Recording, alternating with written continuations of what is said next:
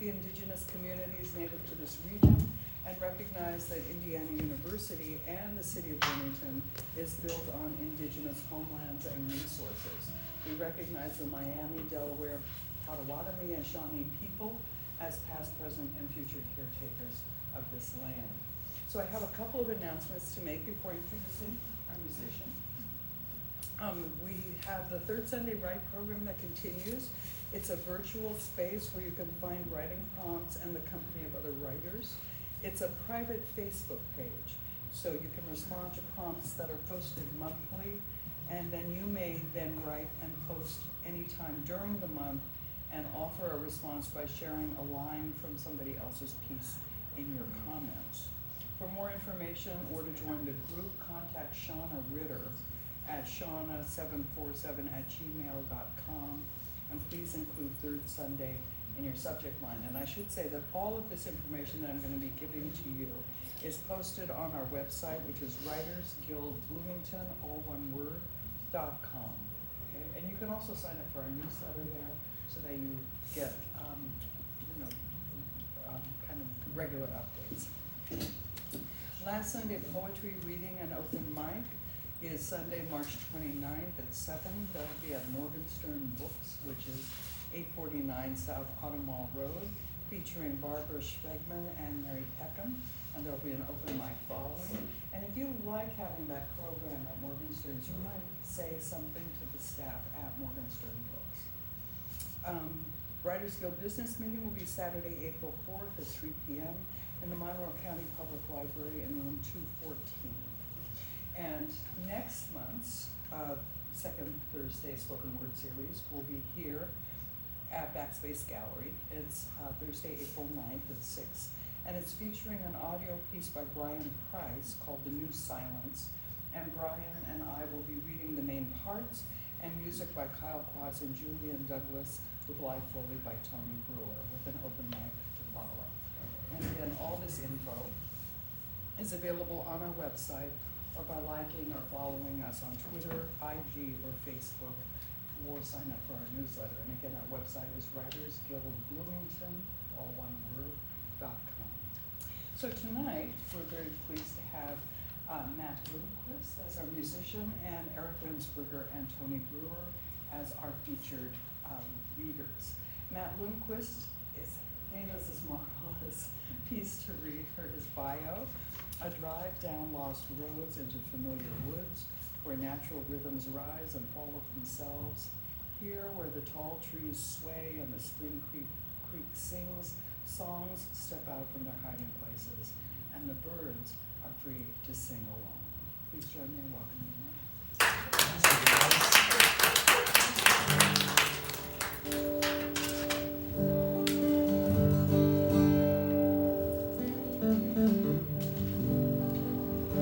Did anybody else write a poem on the snowpocalypse day this year? Yeah. Anybody wake up and write something? I did.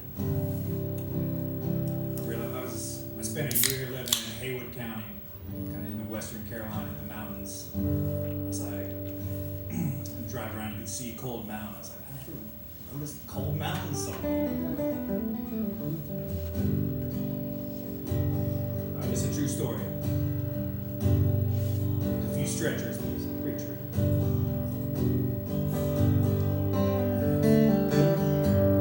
When I was a young man, I found a home there at the bottom of Cold Mountain. I looked for work, they took me on at the end of a line in a paper mill town.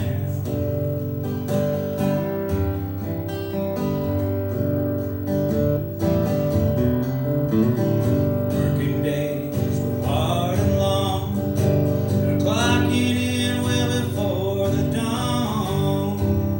Some days I'd never see the sun.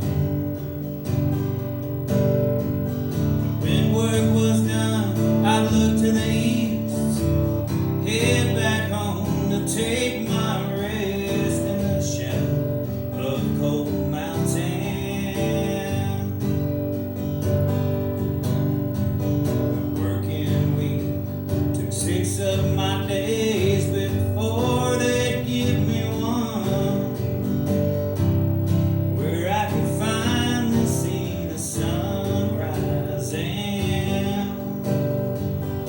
painting the skies all along the high ridges as I gaze upon the glory of Cold Mountain.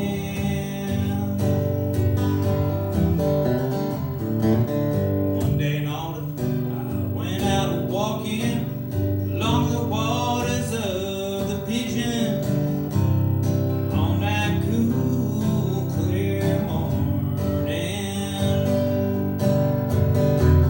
I met a young woman fair, gathering wildflowers there at the foot of Cold Mountain.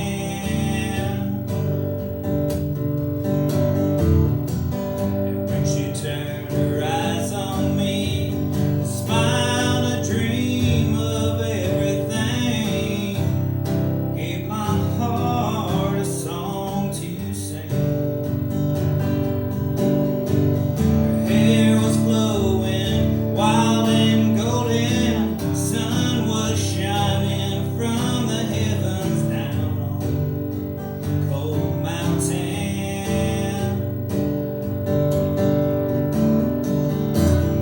Our love came on strong. We used to pack a bag and head for the town, make of ourselves a nest in the clouds.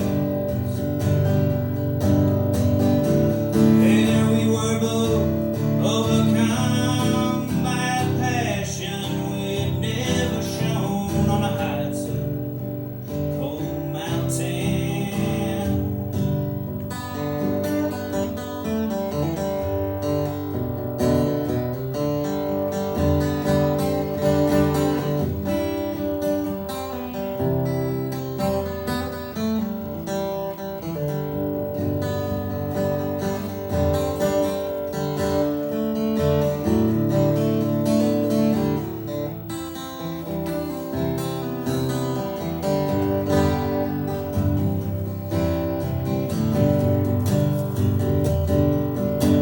And later on that fall, I found some trouble of the kind a young man loves to dabble in.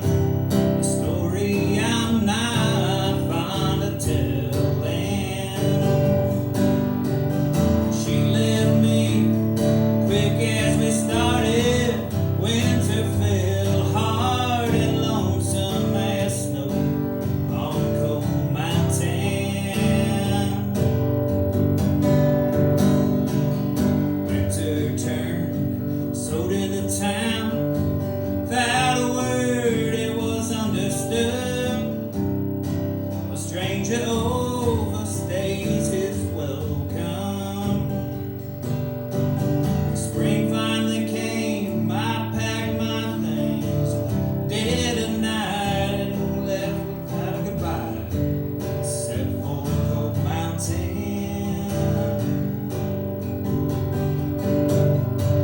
I came for the beauty, Blue Ridge glory, left that night in a terrible fury, for some town where they ain't so down on me.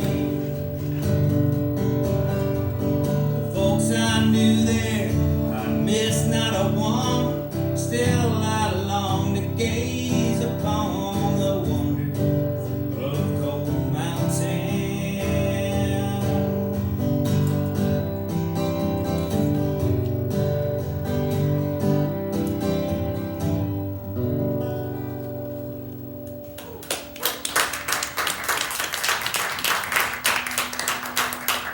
Thank you. That's the longest song I ever wrote.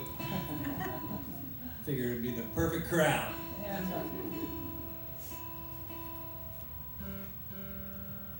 All my literate friends. My friends at the bar, they'll give me 3 verses. You don't get 12 verses.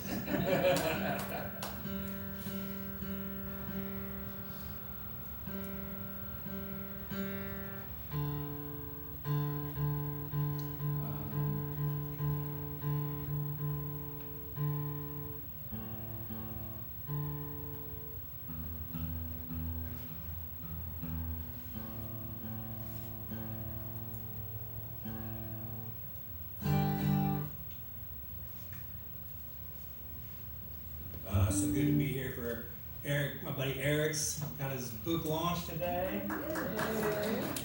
What an honor. Check it out. Got my copy. And my buddy Tony Brewer's here. Thanks for the invitation. My gents. This next one, this is a kind of summertime song that my old dog helped me write. It's his birthday. I gotta do a song for my dog that I lost a few years ago. He used to help me write songs. And people don't believe me, but we would sit there and I would just, my style of writing, I just keep writing till I like it. And so I would just kind of gauge his reaction to the song. Because he got no filter. If he didn't like it, he'd go in the other room. If it was decent, he'd lay around there. He'd stay. But if he liked it, wag his tail. Then I knew I was onto something. This is one of those songs. I never played this one. Let's try it. And yeah, thanks again. My buddy Tony wrote an awesome poem about this dog. And yeah, once again, it's his birthday.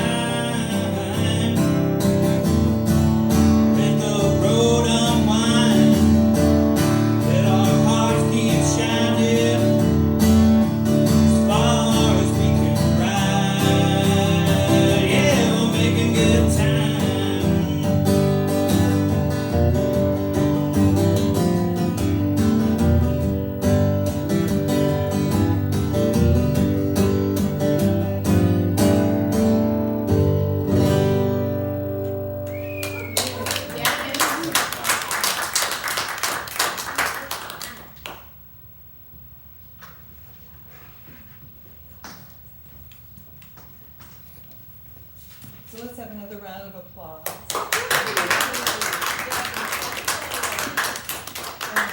Now we're coming back after our features to perform a set.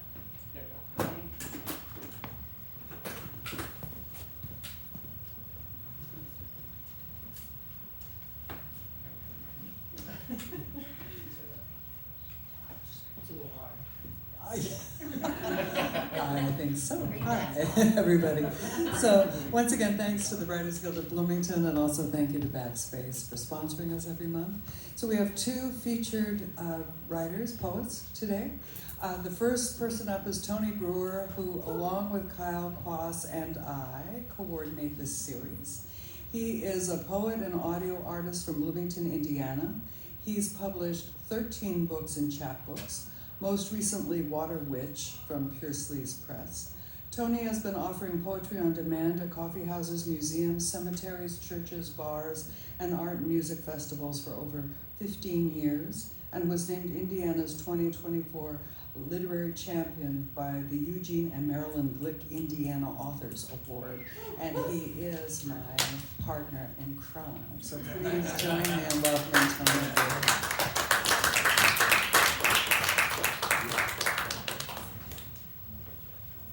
Thanks, Joan. I put the mic kind of preemptively high. So. Yes, you did.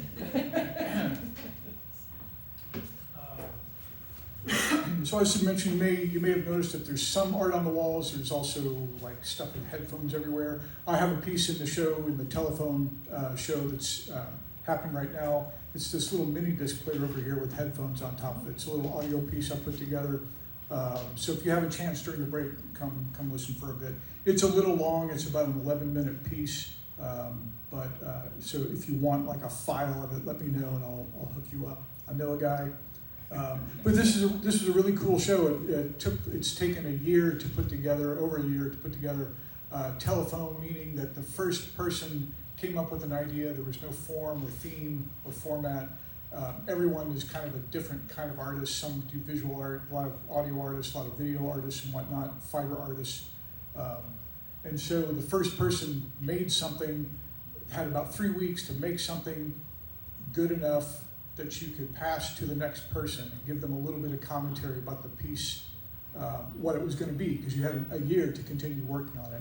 Then that person takes that little bit of stuff that you give them and inspired by that, makes something in about 3 weeks, passes it to the next person, passes it to the next person, on and on.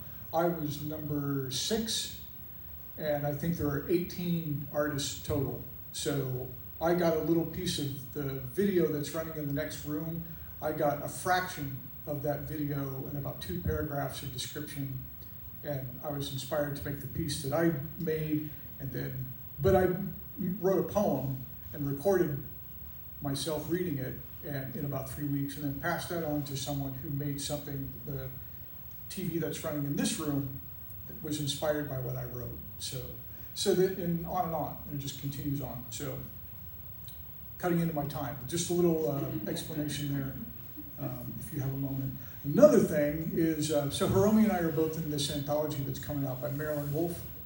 You're in that too. You're doing the assonance and consonants. So this was really hard. This was an anthology that a poet friend of ours put together, and she wrote to us and gave us about a month to write 3 poems that utilize consonants, not consonants like D and F, but like the consonants and assonants. And it was really hard for me because I kept getting, not only was I getting them confused, but I realized I use both of them all the time in everything. And one of her stipulations is you can't use both of them in the same poem. So I don't think I did that. I think I used, yeah, I know. I think I used all of them and everything. So, but I'm going to read the 3 that I gave her. Let's see, here we go. Belly of the Beast. Once it opens. Come on. There we go. Belly of the Beast. Take care in there where we keep elites, code for bros that bloviate the echo their fathers' fathers made in boardrooms, the world overloaded with shame below their pay grade, forgetting everyone is biodegradable and rich as much as poor are digestible. This is fear of replacement. All the dead are still living, asking for a blanket. So here's forgiveness. You're welcome, silence and beyond. Wait long enough, death becomes a stage, unlit and crowdless.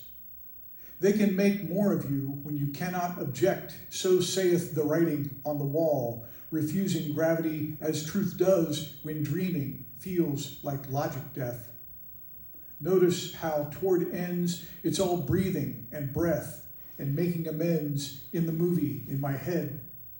Some kind of record of some kind of truth, like documentaries teach histories without actually being true. Filled with tons of facts, nearly entirely you, but just a body beginning to end. And then, oh, thank you. Well, you can do what you want. They'll let me stop you. And then this last one here, this private lives we share. Private lives we share. All artists arrive at awakenings, afraid alter egos are accidents. The intelligentsia of agony with its right way of show attached to wrong ways of tell knows ghosts create inside spooky, sweaty garrets artists inhabit with dead artists, picking up loose ideas, knocking knickknacks off shelves like a Geist or naughty necessary cats. I know my art history and still wind up the asshole in scenarios structured on paper, but IRL turn out to be rough drafts, dutiful in the doodling, but life takes far too much free labor to get it right, at least at first.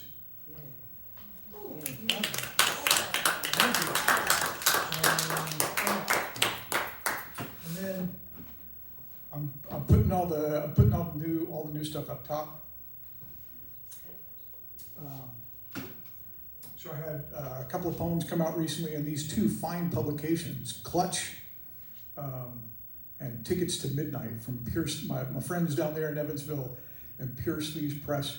Clutch is a really interesting publication, and I spent a little time chasing this guy to get something in and talking with Jonathan Baker about how does one get into Clutch, because there doesn't seem like I can't find it online, I can't find the guy anywhere. But it's a really nice, well-made, well-printed, nicely designed, slick paper, nice color photographs. It's really nice. And this is just a labor of love. There's no anything attached to it. It's just this guy that makes these things. And the way you do it is you get his mailing address from the inside of one of these issues, and you physically mail him something. And I physically mailed him a copy of one of my books, and he just picked one out and published it. Like, that's how it worked. And actually, he wrote me back. We corresponded like physical letters for a while, back and forth a little bit. And he said that he liked these 3 poems out of the book that he liked. He said, I'll keep those in mind. And then he published a different one. So, and I think that's how it works. Like, you see, he gets a copy of a book somewhere, somehow, from someone, and decides whether or not he's going to publish. And then he just sends you a copy in the mail, and that's it. You're in. So this is called, it's from page 138. This is called Life is a Race. My mushroom dealer in college became a Navy JAG in South Korea. Sweating behind dark glasses at our table in the dorm cafeteria, he was sure he was going away when his roommate got busted. He disowned us losers when he got in. My high school class president friended me just to say #AllLivesMatter, then vanished into the forgotten compartment where I keep all those people. Mom convinced me I am going to hell because some poems are critical of Dad. Wait till she finds the ones about Jesus. And then Tickets to Midnight. I knew Jonathan would take this one. Out of the bajillion I sent him, this is the one he took. Truck Stop of the Gods. Truck Stop of the Gods. Apollo flashes beefcake at the pump, adds a quart to his chariot, and Gaia swoons, giving up her go juice through a rubber hose. Aphrodite and Eros wash up in sinks after turning tricks between Peterbilts. Vishnu, Kali, Freya, and Janus pore over maps spread out on the hood of a rental, plotting their spring break, gulping jolt, and snapping photos of kitsch for their socials. Coyote is a stray dog left behind as a camper van pulls away, chicken bones in his mouth. And there's Jesus inviting him to play and asking everyone, where are you going? Where are you going? Where's that? Why? Buddha strums a guitar and wails old folk songs by the door, where Allah drops coins into his hat, hoping to shut him up. Thanks, brother. Thanks, brother. There are pomegranates and sex on greasy menus in the diner, where cherubs dodging lazy ceiling fans are plucked from the cigarette haze like bonbons by Mammon, licking his fingers clean. Pan rings the pickup bell, slides plates across to Athena, indifferent yet provocatively armored over Wonder Woman blue-spangled hot pants. She crashes the platters down on Formica, rattling silverware, disrupting the conversation, and walks away before Zeus and Hera can complain. Wrong orders, but they don't care anyway. Aren't leaving until they have it out. Right here and now. What's her name? She rages. Who is she? 2 booths over, hiding behind a crossword puzzle. Quetzalcoatl smirks.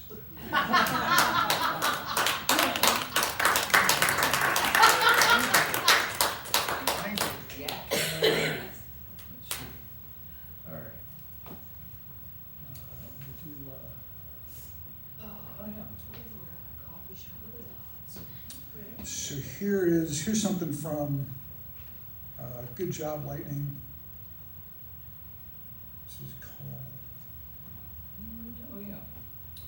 This is based on a true story. I like poems about, not so much poems about poetry. I like poems about readings, poetry readings. I got a bunch of those. Here's one that was based on the true story. This actually happened when I was reading in Bell one time, in Bell, Missouri. It's called Some Owners. The pistol fell out of her jeans at a poetry reading. Nice people, smokers. She came to spit at the open mic, and he held it for her. She couldn't go up there with it, armed, when she wants to be vulnerable. She kills it, takes the pistol back when she sits down. He puts his cowboy hat back on as they leave, us all appreciating her commitment to a revolver. Oh, yeah. Yeah.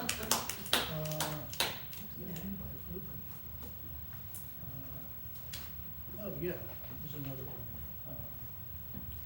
It's another newish one. This was, so the band ensemble thing that I'm in, Ortet, we put out stuff, we put out new releases every month, and occasionally I get asked to write a poem to accompany the new release, the new material. And I got asked to write a poem about, and this was for the February release, so this is like a month and a half ago when I wrote this. And this was based on, at the time, only 5 people had been killed by ICE in Minnesota. And so this was, I was asked to write a poem inspired by that. So here we go. It's called Open Caring State. Here, because they fire on us too, jam our signals, cut our power. Here is everywhere, emergency streets packed with people's work, and one-way courage is what you get for turning away cruelty. The difference is helping, and they light up who light up rooms when they bring darkness. Red as snow in hidden custody, in open warfare, on drifted sidewalks, on every screen. Trauma of moments equals a lifetime struggle, fixing what was broken with their hammers and nail vision goggles. Cameras flock to lists or turn off or away to cover another choked screen, while the melting has barely begun. Bleak as January up north, 5 empty seats and counting at the truth-starred banquet of lead. They think, we are only digging graves, but find pretty good throwing stones down here under the pavement beneath the ice.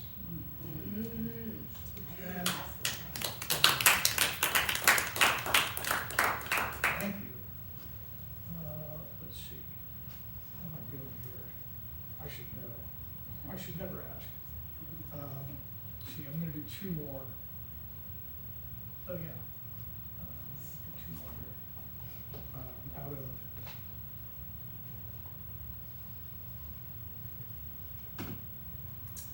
So read a couple of Pity for Sale from Sleeze Press. This one this is a weird one. I usually read this one twice because it's a little loopy. There's lots of assonance and consonants in it. But no, it's kind of loopy. So yeah, I'll probably read it a couple of times, unless you object, in which case I'm going to read it 3 times. Yeah. Twice is fine. It's called "Oh Bury Me Not." I just found there's like a dead bug in the middle of my book. Oh, bury me not. I cannot escape the corn, nor walls for shadow rest. Red skies at night when always, always golden rays.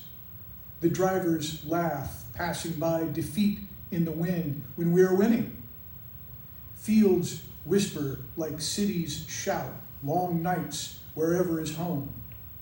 Men, permanently boys, shrugged into father coats, touch bombs before dropping microcosms too large to hold skin and ink. And corn gets put in everything. The dust explodes. Pick a season that's cruel. Its pleasant memory as landscape shields a strangled sob. The cut leaves growing space for pressed humanity needs to live, so one man can enjoy the quality of light upon such stricken ears as heaven conjures its own myth of endlessness shattered by a fence. Oh, bury me not. I cannot escape the corn nor walls for shadow rest. Red skies at night when always, always golden rays. The drivers laugh, passing by defeat in the wind when we're winning. Fields whisper like cities shout, long nights wherever is home. Men, permanently boys, shrugged into father coats, touch bombs before dropping microcosms too large to hold skin and ink. And corn gets put in everything. The dust explodes. Pick a season that's cruel. Its pleasant memory as landscape shields a strangled sob. The cut leaves growing space for pressed humanity needs to live, so one man can enjoy the quality of light upon such stricken ears as heaven conjures its own myth of endlessness shattered by a fence.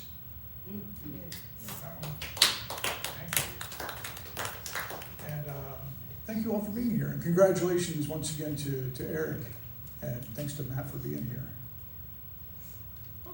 This is our origin. Tell me a story. Not how your day has been, how you cleaned the cat box, took out the trash after clearing the refrigerator of dead, uneaten food. House spirits care for these details, and the piles of spite it takes to motivate your ass to chore away a Saturday. I want your legends and myths, not the lie-consuming cycle requiring a ladder to properly tuck away, or the rumor slouching down Main. Sirens going whoop whoop through the intersection have it cammed for their protection. Will we be stranded on this rock forever? I remember how to make a raft from a movie, and the movie in my head where Dad was there to tell me how to do it all himself.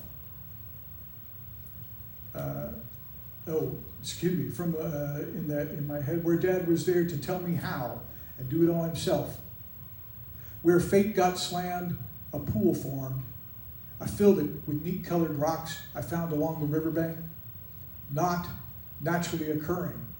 A plot, some action, and a truth. The eyes glaze over because telling is no substitute for a show reduced in this textual world to merely unbelievably enthralling. Back into the stars you go, up, up, into the cloud with ringing ears from the chorus glory. Nothing need be foretold, but save us from the random. With singular vision and undeniable breath, leave nothing out and make it good. Thank you. Yeah, thank you.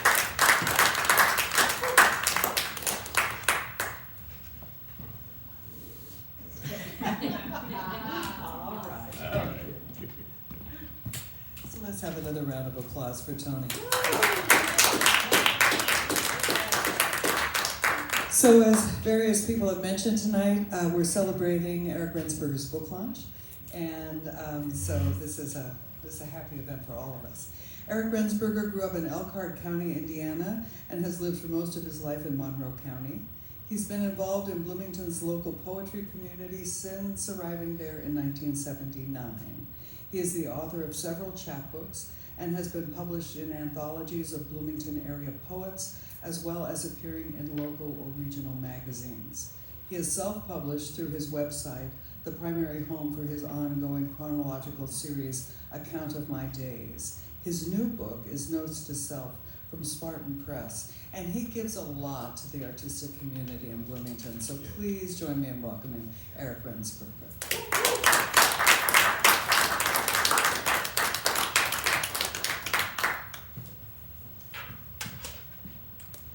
Thank you, Joan. And also, I want to say, Tony is the guy who kind of organized this. And I guess Matt is our other co-conspirator for this evening, so I just want to say a word of appreciation to those three people. So yes, this is the book. It's over on the table. I want to tell you, there's something special about tonight. Because if you go on Amazon, Jeff effing Bezos is going to demand $40 for this thing. However, tonight, my friends, because it came out of the trunk of my car, you can have a copy for $20. In addition, there is a 3-pack of stuff I did in the 80s, a chapbook, a broadside, and then kind of a piece of ephemera. You can have that for $15. But wait, that's not all. If you are really hungry for Eric Rensberger poetry, you can get all 4 of those things for the low price of $30. So we accept Venmo, cash, checks, PayPal, and the shoes on your feet if you have to. So I'm gonna read pretty much straight through with occasional little bit of chatter. And the period covered, so I was talking to Matt before this. It's not that I write a lot in the course of any given week. I've just been kind of consistently doing this for a long while. The first publication that I had selections from this came out in 1981. So this is from the first sequence in Account of My Days. And so it probably goes back to the 80s also. Men. The sale barn. Sweat, cigars, sawdust, 4 or 5 kinds of manure. In the tight amphitheater of rising benches, I stand next to my father, not knowing any other place to be, and not wanting to be young enough to be seen holding his hand. This is where the men are, with the animals. They march them through the ring, sheep, pigs, cows, and the auctioneer's down, better down, sings dispassionately from behind a counter set high so he can see everything. His microphone is condensed lightning. His messengers and bid takers run about the room, and at his right hand sits a man with glasses, keeping accounts. Above, the big blades of the ceiling span split the air into 4 parts. There are men with long beards, men with smoking mouths, men with wrists thick as my leg. I take it all in, through my eyes, my nose. I think I even take it in through my skin. Yeah. Give me a little. You know? Some love here and there is a fun thing. So I just want to say about this next one, sometimes I say things that I don't understand, and then I write them down anyhow. So sometimes you just don't want to mess with, like, figuring out a common sense thing that the words make. You just want to listen to the, like, kind of music that words make. So poem of water. I want to be a different kind of water in a bed of horizons with other waters. Taste of salt, taste of light. Waves drown themselves back to life. I am combing my hair and it shines around my ears. My legs dissolve me forward. Pouring over you, I seek your everywhere, and I take away, saying nothing, nothing. Once in a rage, I quit myself. If I fall on you without warning, close your eyes. They're beautiful. Thanks. Autobiography. First, I died. Then I made a breakfast of oranges and the joints of lambs.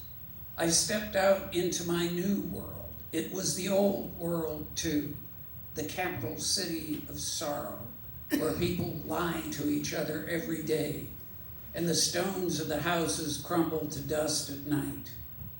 Their river cuts through from past to more distant past. It is a street they ride sadly, without oars or an idea of oars. I reached childhood.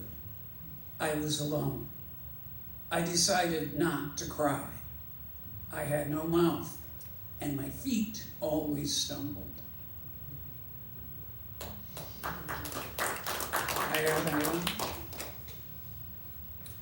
He said everything mastered him. Each step felt like helpless falling. What he did for love, with no one looking but me. The time he always lost, waiting his turn to be first. The way the world filled up after him, like a wound healing from inside.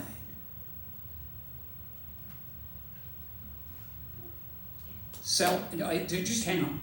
We're going to go straight into this next one. Self-portrait. I am not a poet hesitating in the shadows of the human door. I am not a poet for whom the human door has known handle, known lock, known mat with the key under it.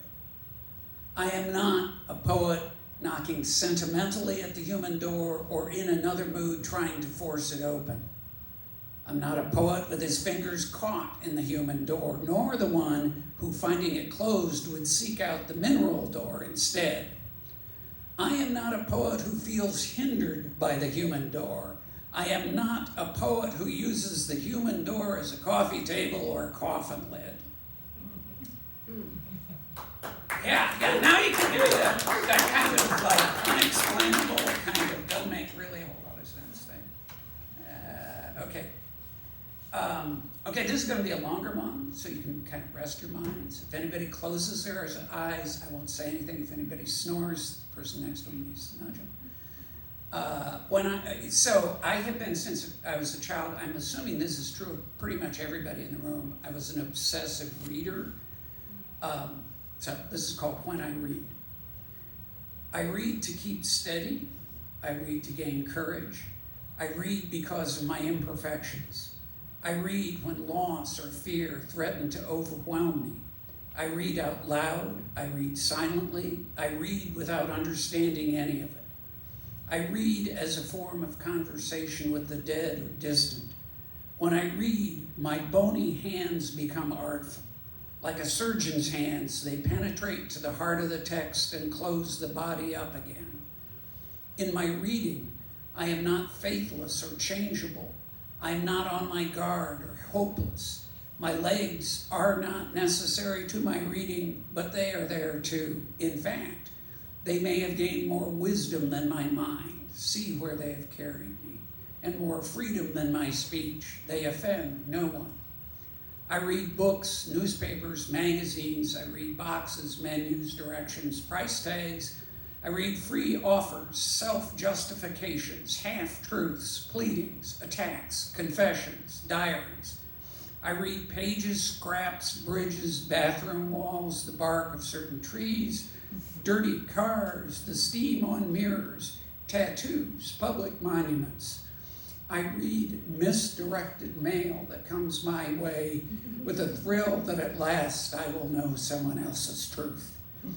I read with my eyes, I read with my tongue, my ears, fingers, forehead, elbows, knees. I read the axe's stroke with the back of my neck, the epidemic with my fevers, famine with my hunger.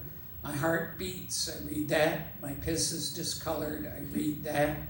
Alone in bed, I read the space next to me composed by many others. Dawn comes, I read the sky. Seasons roll, I read the cold and heat. I read with the face of a child hidden behind my face. I am with you now as you read this. We are at the edge of a forest where a plain of grasses stretches to the horizon. A river runs nearby. We hear its washing. Everything is breathing. We look in each other's eyes and see the reading. No, I mean we read each other reading each other. When we touch, skin reading skin, our books fatten until we are weary and collapse into sleep. Our dreams reading us, and what we know so well we have forgotten.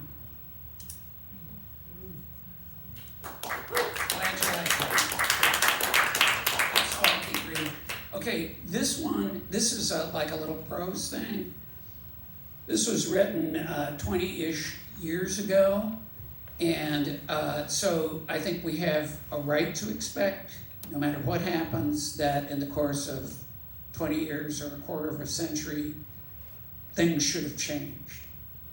And the other thing I should say, the sort of style of this is kind of a parody of those medieval chronicles where some monk in some monastery would make an entry for every year and just write down all the things he'd heard of that had happened in that year. Entry for a chronicle. In this year, people's talk was often of peace and war. Great famines and plagues surged across the continents. Weather predictions failed. There were reports of murders amongst family members. Rebels moved in from the perimeter. Signs and wonders abounded. The president sent his generals with troops across the seas and said he would get his man. While all this was happening, certain criminals who had looted billions hung on to their hoard and were still at large. The president's advisors kept mum. The poor were crushed. Distractions multiplexed as people took hope in the refuge of empire. It was said the price of heroin would go down. A surge of prayers threatened to swamp heaven. The churches filled again. It was widely said that right would triumph because it was now known everywhere. Things fell from the sky with people in them. In bitter wars far away, inhuman crimes were done in the name of justice, or so we heard. The president was angry at other presidents and condemned them for cowardice or insanity. There were crop failures and starvation. Ignorance was widely spread. And more, one or another would complain of being ill at ease and unable to sleep. In our own town, the coach was accused of failing, hatred gained strength. It was publicly said the end of time was near. I myself spoke with one who said he had heard voices murmuring anxiously from the treetops around the courthouse.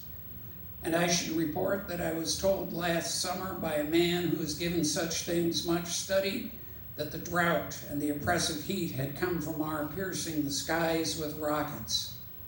The president explained his compassion for those dying overseas and said it made him weep. He offered money on certain conditions. There were many unusual snows this winter. Yes. Things change and sometimes they don't. Sad. Okay. This is an optional thing here. I was going to read either the little poem on the left side or the little poem on the right side. So we're going to take just a little survey here. Raise your hand if you want the poem on the left side. Okay? Raise your hand if you want the poem on the right side. Ah, the left side, I'm sorry. 1 by 1 vote. My condition. The small white moths which flapped ankle height away from me over the litter of the forest floor were carrying on their backs the seeds of the night. Night has grown so tall it covers my condition with its thick spray of space. And one moth that escaped followed me here to test between the lamp and my face for where it will rest. Nice choice, guys.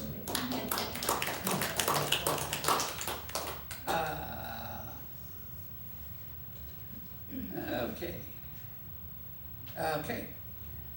Agreement.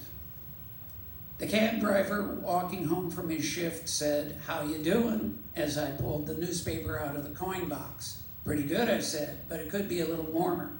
Don't want to wish too hard, though, or it'll turn 100 on us."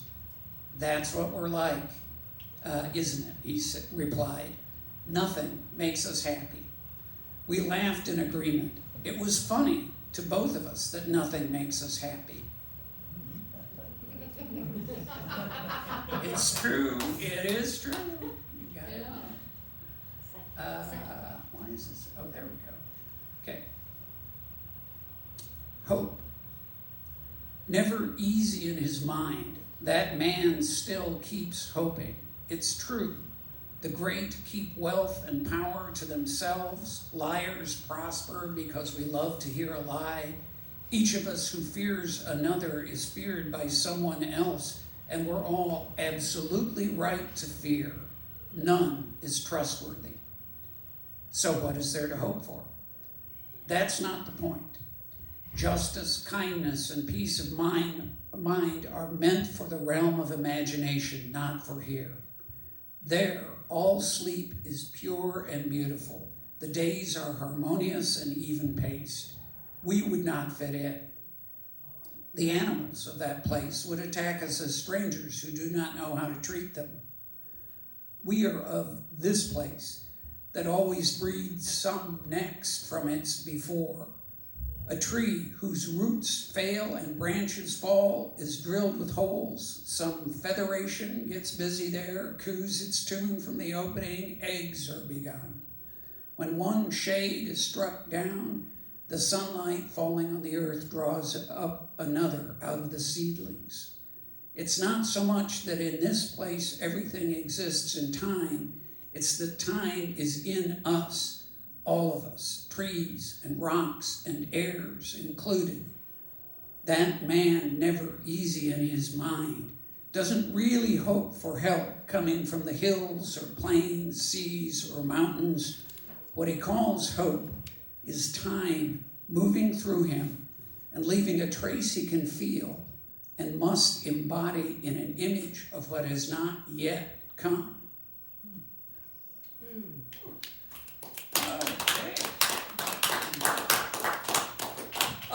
I don't often do confessional stuff. This next one's probably as close as I've ever gotten to doing something confessional. And I also want to say, it'll come up just in the first few lines, but to entertain yourself, if you have a slightly macabre taste for disasters, just do a search, sometime one's convenient for you, on the using the words 1937 Ohio flood. So, 1937, the Ohio in flood. My parents have not yet met. My father is a young man trying to work out a way to avoid being a farmer and just beginning to fail at one alternative after another. He has not yet reached the last one and failed at it too, which will force him to show his true excellence. My mother is still in school and probably already as angrily unsatisfied as she will be later, probably as funny and beguiling, as greedy of attention, as sharp-tongued and sad, as eager to tell a story, probably already dreaming of mountains and cities. Far to the south of them, Another Ohio lays on top of the first. Together they escape the banks that have always defined Ohio River and run over the surrounding lands, ruining homes and scraping away crops, killing and exiling many. For ages, people have preferred to live by rivers. It offers many advantages, especially as settlements grow larger. They crowd their houses near the water. They send and receive by it. They get their news off it. And from time to time, this happens, and they get their sorrow too. What did my mother and father hear about it? A disaster so far away, so far away it couldn't touch them, but close enough, there must have been much talk. Probably their knowledge of it was slight and quickly drifted to the back of the mind. Life can be hard enough to account for without worrying about others' heartaches.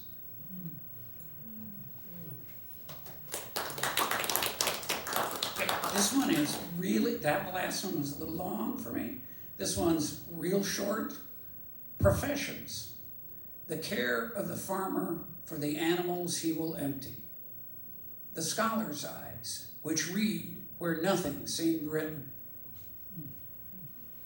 Just if you know a farmer or a scholar, you might want to buy the book and get it. We're almost done here. Got two more. This one is another one that involves reading, and by an odd coincidence, its title is Reading. The article said the public figure said his intentions had been misrepresented by those saying negative things about him. I was reading in a hurry because I was fundamentally uninterested in the story, but thought it was something I should want to know more about. Because I was speed reading, I read intentions as intestines. They misrepresented my intestines. This was so close to making sense that I paused and reread the complaint about what was being said that was quoted in the article I was not really interested in. And I thought about what misrepresented intestines might look like. I took a sip of coffee, realizing that my reading was no longer speedy and that it had been slowed down in order to contemplate not something hard to understand or beautiful to read, but an absurdity that both confused and stimulated the imagination. Why do I push myself to read so fast, so early in the morning? I thought about my intentions.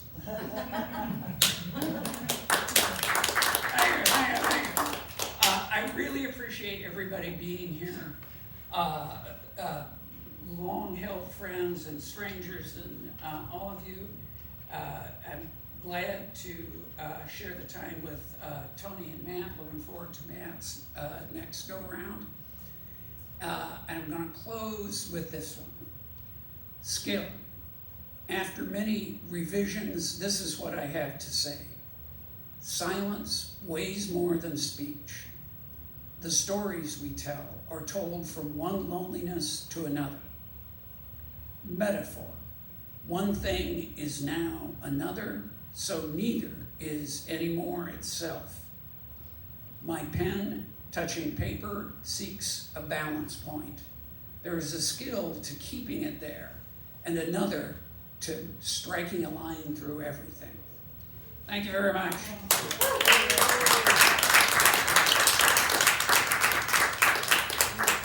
So please, let's have another round of applause for him. And Matt's going to come up and do another set. And while he's getting set up, I'll call your attention to the music stand in the back where there's a sign-up sheet for open mic. If you'd like to read something, please sign up.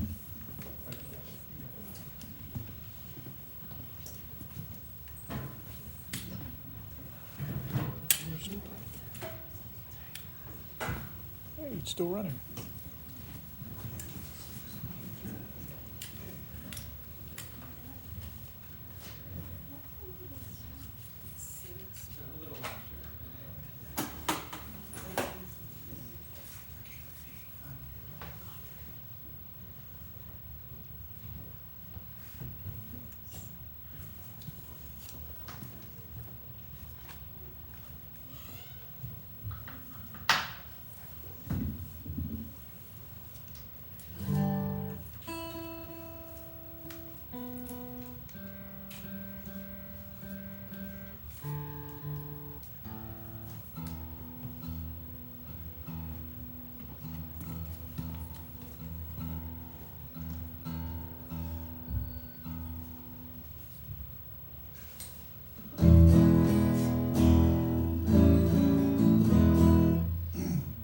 very cool. I want to play one and then get Eric up here. He's gonna play along with me.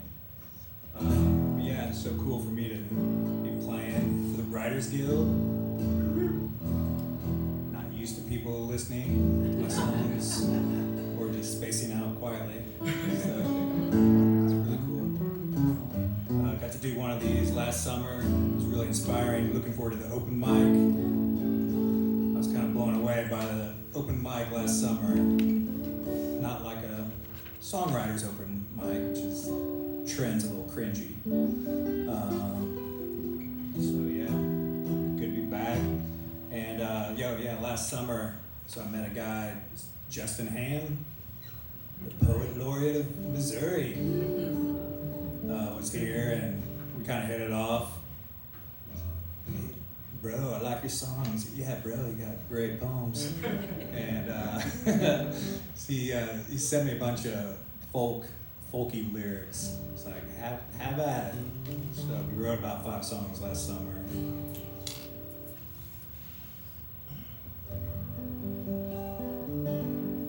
It's nice writing a song. The words are already done.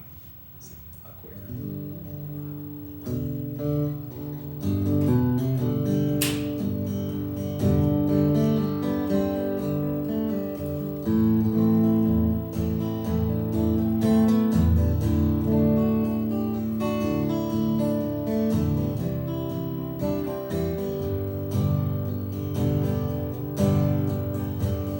Must have had Eugene's half on long before the morning sun. Must have gassed up the bike last night, already halfway gone. I ain't here to judge the way you pressed on every ridge, raided every exit like they owed you a debt.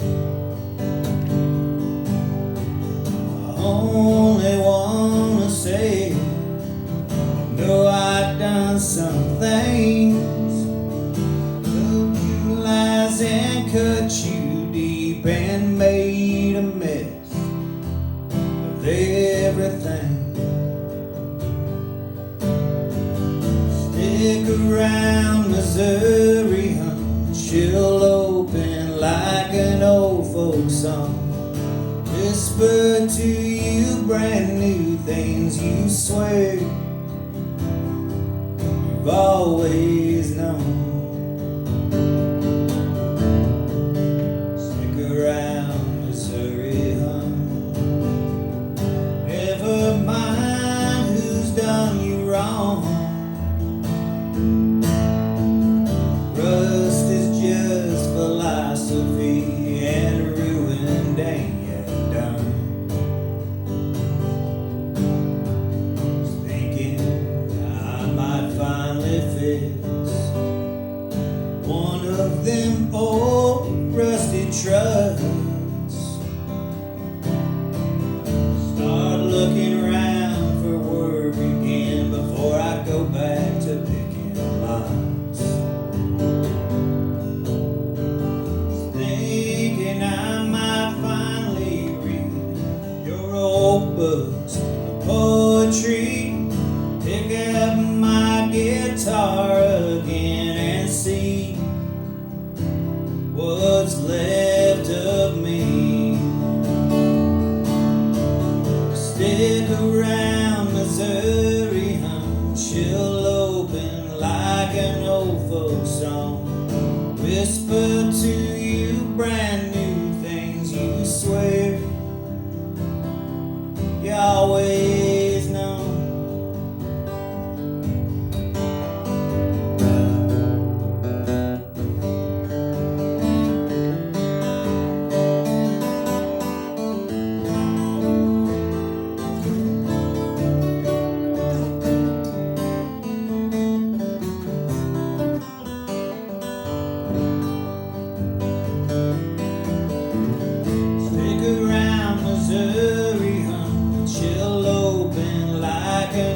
folk song, whisper to you brand new things you swear you always known.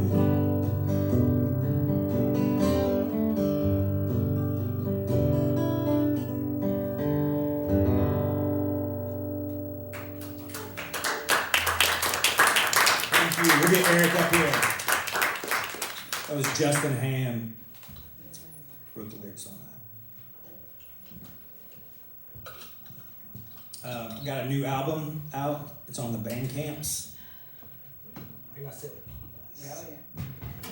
Oh, yeah. Got a band in town called Deep Country Dream. Got it's kind of like a country funk band. Sometimes it's a string band. Sometimes just me and Eric tonight. And yeah, so I got an album. It's all right. It's pretty good, I think. It is good. You just Google it. Deep Country Dream. So we'll do a couple tunes from that. This one's in E.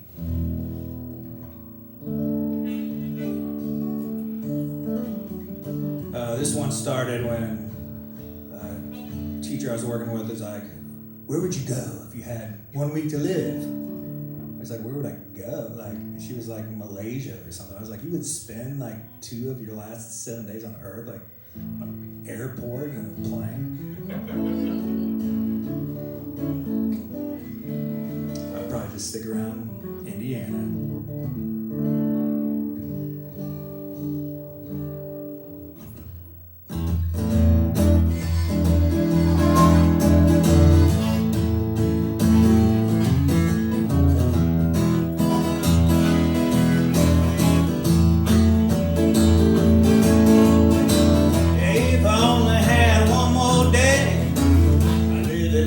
Every other, with the good people I've known along the way. Spent every dollar I ever made. I got a place to lay when the nights are warm and the love is free. Till my heart gives out, I'll be singing loud. Spirit moves you, don't you hold it down. Got someone you love, better show them how. If you got something to say, let it out, tell it now.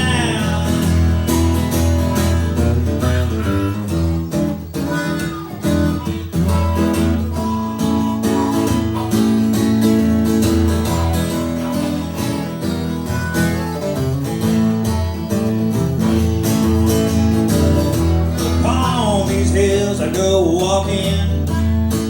In time I'm learning to love the life you give to me.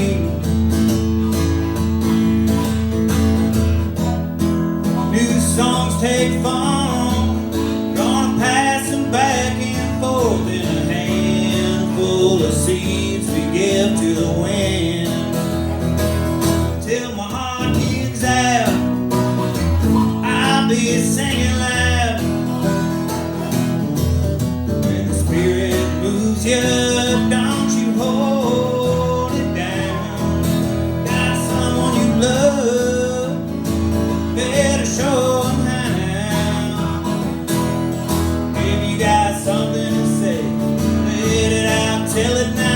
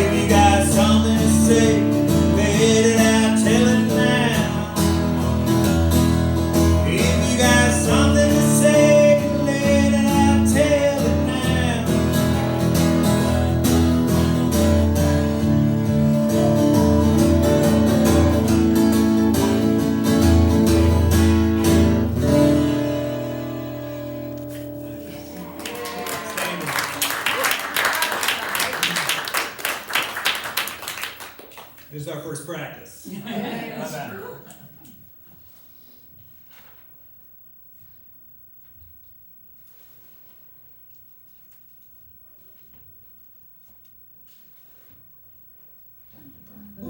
Time to burn. Indeed. It's got the 1 chord, the 5 chord, and the 4 chord. Yeah. You got all those? Yeah, I do. This is for my buddy Toby Oler.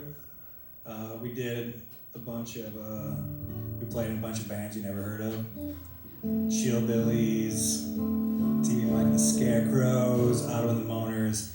We lived together in Oakland, California for years, and he was a real prolific songwriter. We were always swapping tunes, and he had the awesome garden, Oakland. Oakland is the sunniest city in America. I don't know if you know that. And he had like over 1,000 succulents, and they'd like turn into bushes and trees. But we grew up about 10 miles from each other. We met in a yoga class at IU. I was like, is that a banjo? Like, you bringing a banjo to a yoga class? All right. And yeah, we hit it off. But yeah, Toby took his life last November. And so I've been trying to do my best to just honor him and be grateful for the time we had. Not mad at him. I don't hold it against him. But, I wrote a bunch of sad songs, but I also like to write just celebration songs, you know. So it's kind of, this goes back to like our time in Oakland.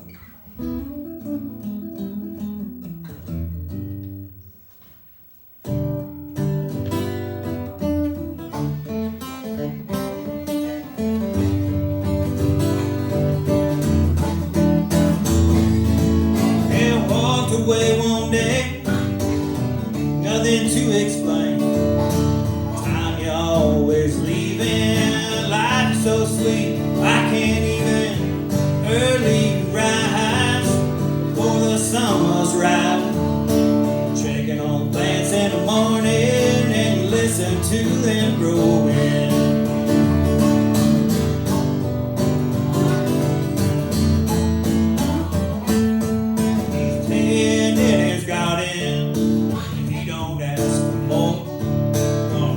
Day go easy, let the clouds pass over. Stay a while if you got the time, I got some to spare. Let's roll another number, let the big wheel turn. We got time to burn.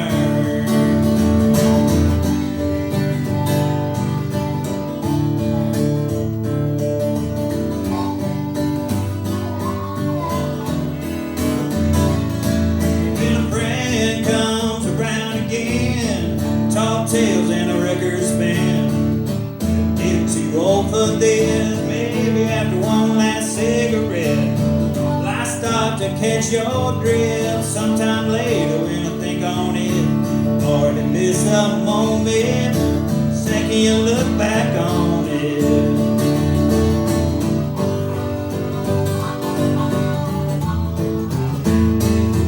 He's tending his garden, care for more. Gonna let the day roll over, let the clouds pass over. Stay a while if you got the time, I got some to share. Gonna roll another number, let the big wheel turn. Oh, we got time to burn. Gonna roll another number, the big wheel turn. Oh, we got time to burn.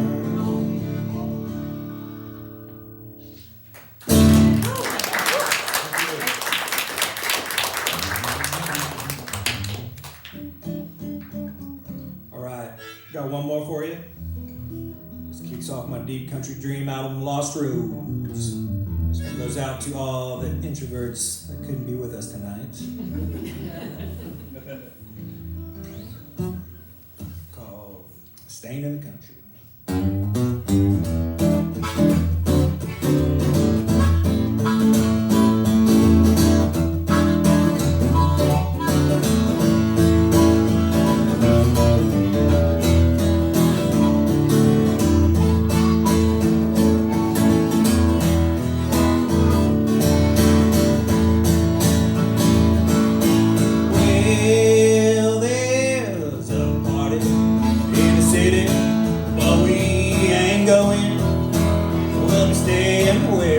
star.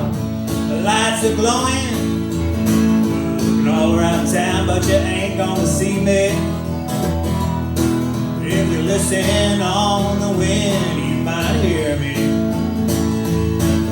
And downtown crowds have been too much to beat. I know where I'd rather be, surrounded by the woods and the fields. 'Cause a man like me needs a little space to breathe. Well, we got no money, but that's alright. We're staying in the country tonight. Well, the fireside's nice and your love light shining, and we're staying in the country tonight.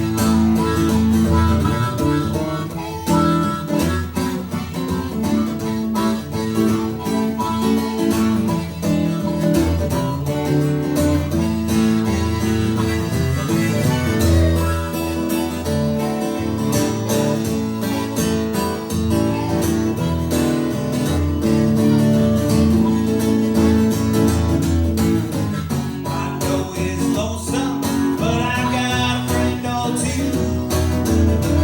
Ain't no thing when you play the blues.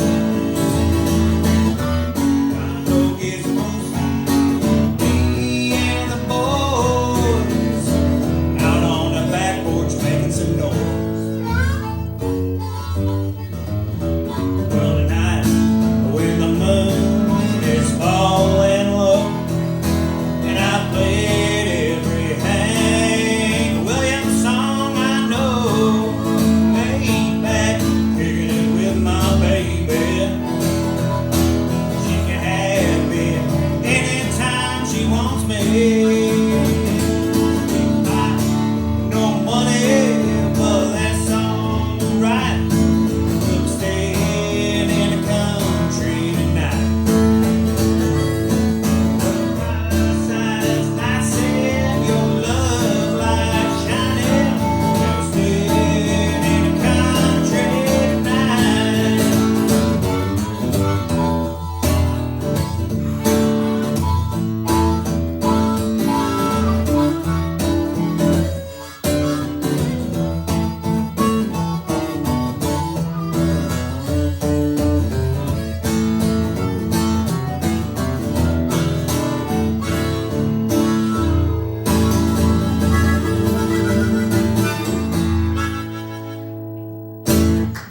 Yeah. Much love to all y'all. Thank you. Be at I'm playing about once a week in town. DeepCountryDream.com. I got the .com. I never even pushed a website. That's my first pushing a website. I've never even done that. 500 gigs. I just did it. All right, broke the seal. And be at Bryant Park, June 21st. That'll be a fun one. My country funk band, Deep Country Dream. Love you. Yay. So everybody, we're gonna take a little break. There are refreshments in the back. There's merch on the table. When we come back, we're gonna have open mic, so if you haven't signed up yet, on the music stand, there's a sign-up sheet. Please sign up. And take 5, take 10. And another, I guess before you go, another round of applause.